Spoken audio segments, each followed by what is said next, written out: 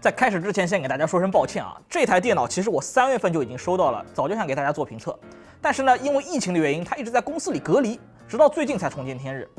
2个月过去了，这台 Alienware X14R1依然是今年最薄的全能本，14英寸的机身，不到15毫米的厚度，塞下了75瓦的 RTX 3060独显。它的实测表现怎么样呢？话不多说，我们赶紧开始吧。照例先看一下配置，这台电脑采用的是 i7-1270H 处理器，14核心20线程，独显是最高75瓦的 RTX 3060，内存32GB， 双通道 LPDDR5 5200兆赫兹，板载不可更换。固态硬盘是2TB 的铠侠 XG7 PCIe 4.0×4速率，屏幕是14英寸 1080p 分辨率144赫兹刷新率的 IPS 屏，标称色域100% P3。价格方面，这台电脑的顶配版参考售价是19999元。X14 的配置非常多 ，CPU 有 i5 和 i7， 显卡有3050、3050 Ti 和3060，内存和硬盘呢也有3种容量可选。价格是从9999元到19999元不等。这个定价我觉得还是比较贵的啊，那毕竟3060都搬到2万了。预算充裕的话可以关注一下，平民玩家可以看看视频过一下眼瘾嘛，说不定以后就买得起了。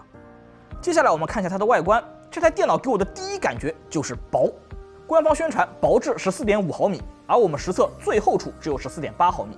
这是什么概念呢？目前大多数核显轻薄本的厚度在16毫米左右，很多自称轻薄的游戏本则要去到20毫米，而 X14 比它们都要薄。在机身做薄的同时，它的结构强度也是不错的，无论是屏幕还是 CD 面都比较硬朗，表面的涂层摸上去呢手感也很温润。超薄的机身加上优秀的质感，让这台机器一上手就给人一种非常精致的感觉。不过 X14 的突破点呢，主要还是薄啊，在轻方面呢就没什么优势了。它的机身重量达到了1.8千克，已经接近很多15英寸的大屏全能本了，拿在手上呢还是很有分量的。另外，它也继承了 X15、X17上的翘臀设计，尾部多出来一截，整个机器的投影接近于正方形。灯光方面，它的 A 面 logo 和键盘都支持 RGB， 键盘是单区背光，有点可惜的是尾部不能发光，估计是机身太薄啊，实在塞不下灯条了。屏幕比例是常规的16:9，可以单手开合，最大约130度，上方为摄像头，下边框的感觉呢还是宽了些。屏占比一般，这块面板来自夏普，实测色域容积为106.2%的 P3， 色域覆盖99.3%的 P3。色准方面，它自带一个校色文件，以 sRGB 为参考，平均delta E 1.23，最大delta E 2.38；以 DCI P3 为参考，平均1.3，最大2.54，表现还行。屏幕最大亮度在430尼特左右，采用全亮度 DC 调光。响应时间方面，这台电脑采用了加压的方式来提升响应速度，实测黑白响应6.9毫秒，灰阶6.4毫秒，属于比较快的水平。不过它的灰阶上行存在8%的过冲，有轻微的鬼影现象。总的来说，这块屏幕的色域、色准、亮度都是良好水平，整体表现不错。只是这个 1080p 144赫兹的规格啊，感觉有点不够顶级。如果能提升一下分辨率，或者换个16:10之类的比例，缩减一下下巴，那观感会更好。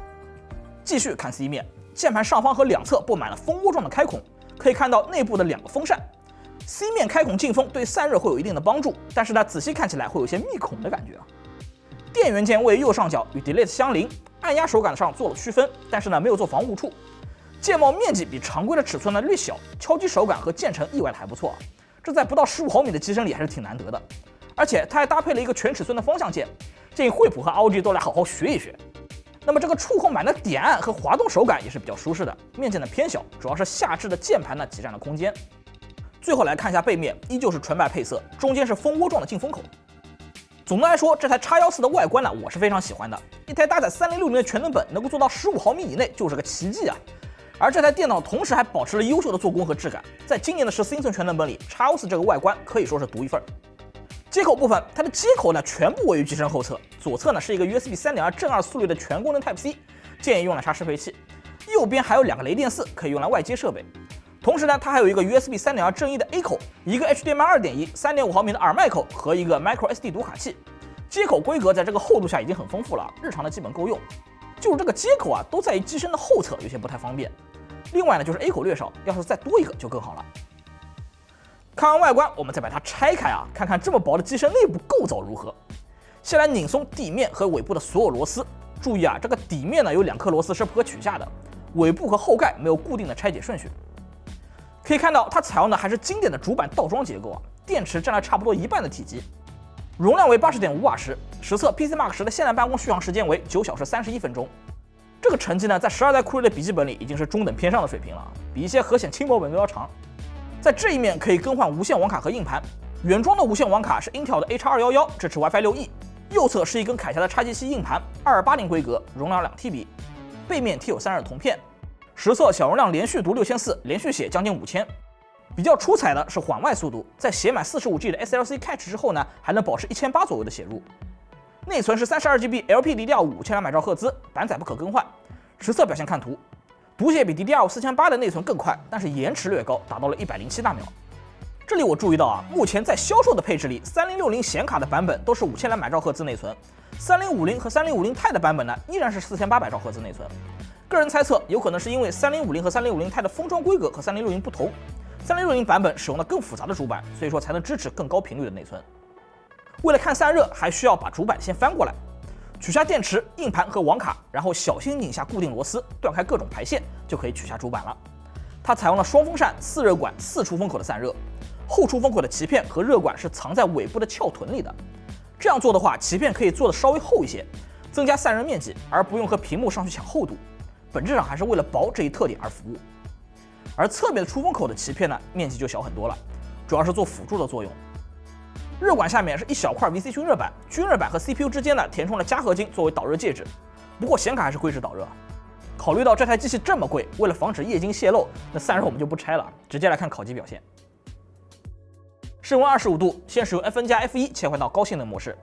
单烤 FPU，CPU 维持在88度，封装功耗55.2瓦 ，IA 功耗42.5瓦，P 核频率2.6G 赫兹，E 核2.3G 赫兹。单烤显卡 RTX 3060维持在68.2度，功耗75瓦，频率1620兆赫兹。双烤 CPU 81度，封装功耗30瓦 ，IA 功耗15.6瓦，P 核1.5G 赫兹，E 核1.3G 赫兹。显卡69.5度，功耗65瓦，频率1440兆赫兹。我们尝试切换到控制中心里的这个全速模式，再双烤。结果 CPU 80度，封装功耗35瓦，显卡66.9度，功耗60瓦，总功耗呢依旧是95瓦不变，只是核心温度稍微降低了一些。建议平时开到高性能模式就够用了。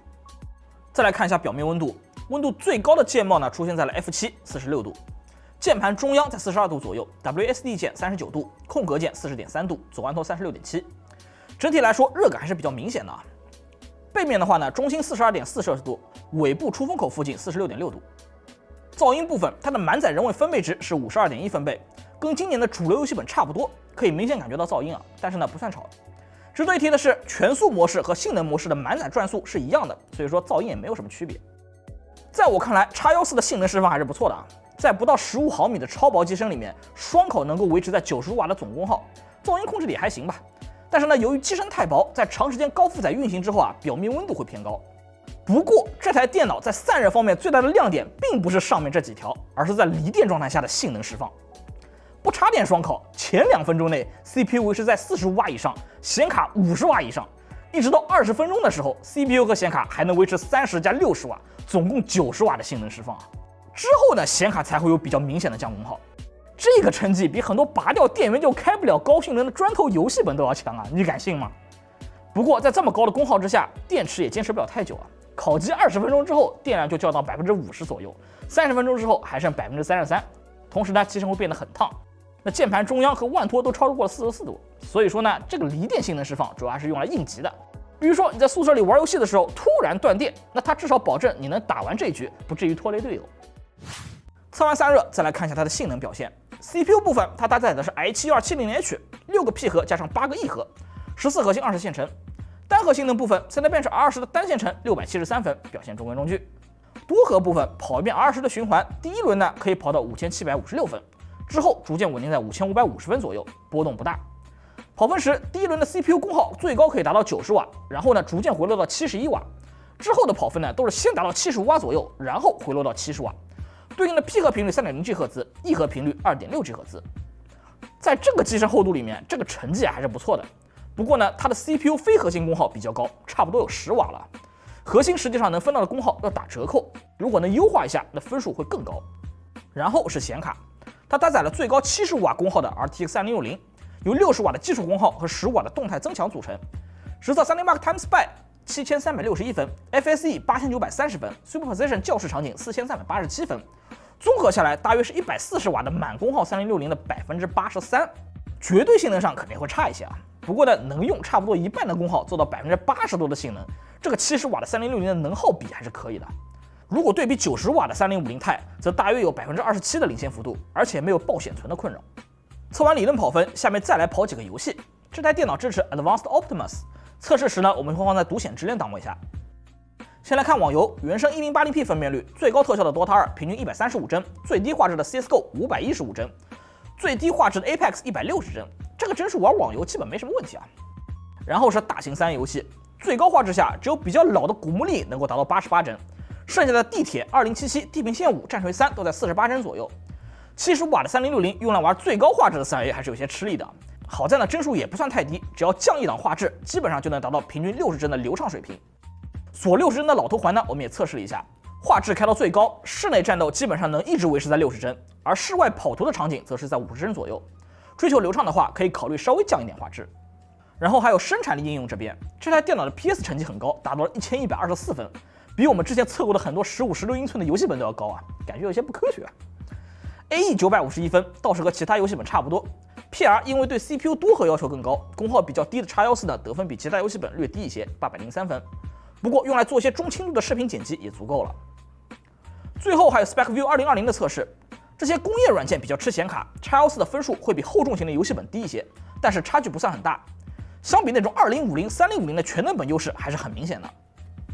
简单总结一下，在14英寸的全能本里 ，X14的性能表现不算顶级，但是呢也不错了，符合我的预期啊。毕竟啊这个厚度能够塞进独显的笔记本都很少，它能放进一个75瓦的3060已经很不容易了。从实测来看呢，用来玩一些中高画质的大型3A， 或者是剪个短视频、修修图都是足够的。但是 CPU 的功耗确实需要优化一下，10瓦的 N-Core 功耗确实有点高了。好，看完了视频的全部内容，相信你对这台电脑也有了一定的了解。按照惯例，这里总结了3条优缺点，供各位参考。先说优点。第一，超薄机身，质感优秀。这台电脑可以把机身厚度控制在15毫米以内，而且做工、配色和手感都是非常的高级，这让它在外观上非常戳我，简直就是工艺品。哇，工艺品。第二，离电性能较强。这台 X14即使不接电源，性能释放也不会下降很多。在遇到一些紧急情况时，完全可以用电池来完成一些需要高性能的工作，不用四处再找电源啊。这个特性在 EVO 认证的轻薄本中很常见，但是呢，在搭载独显的全能本和游戏本中是很罕见的。第三，售后服务好，支持2年上门和意外保护。完善的售后是万星人的一贯优势啊。这台电脑支持2年上门以及每年1次的意外保护，也就是说，即便你不小心把它摔了，也可以免费维修的。记住是不小心摔的。聊完了这台电脑的优点，再也要说一下它的缺点。第一，满载状态下表面温度较高，在双烤时，它的键盘最高温达到了46度，键盘中央也有一块40度以上的区域。如果说你长时间高强度玩游戏的话，那会觉得键盘有些热，主要还是因为它的机身太薄了，一定程度上牺牲了隔热效果。第二，接口位置位于机身后方，插拔不方便。这台电脑的接口数量在同厚度里其实已经是不少了，但是呢都位于后侧，平时插拔呢经常需要转一下机身，不太方便。如果能在侧边加1、2个 A 口和 C 口，那实用性会更高。第三，屏幕面板不够顶级。对于一台2万元的电脑来说，我觉得 1080p 144赫兹的屏幕有点太过普通了。如果能像 X15R2 和 X17R2 那样，让屏幕有多种配置可选，例如来个2K 165赫兹，或者是 1080p 300赫兹，再加上一个16:10之类的热门比例，那应该会更符合它的高端定位。今年呢，我已经测了好几台14英寸的全能本了，它们的表现呢都还不错。但是这台 Alienware X14是唯一一台能给我带来新鲜感的，它真的做到了不到15毫米的机身里塞进了独显，而且呢仍然保持了一流的做工和质感。相比于其他全能本，这台电脑更具有自己的个性，也更能体现出高级感。而且虽然它在性能上并不极致，但是正如我们在实测中展现的那样，这个配置对于中高画质的游戏和轻度内容创作来说都已经够用了。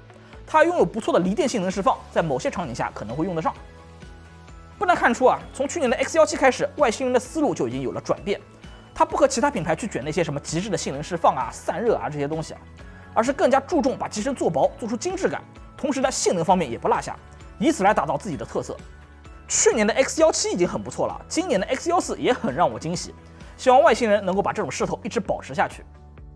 至于这个选购建议嘛，考虑到将近2万块的售价，首先肯定是建议家境比较优渥的人关注啊。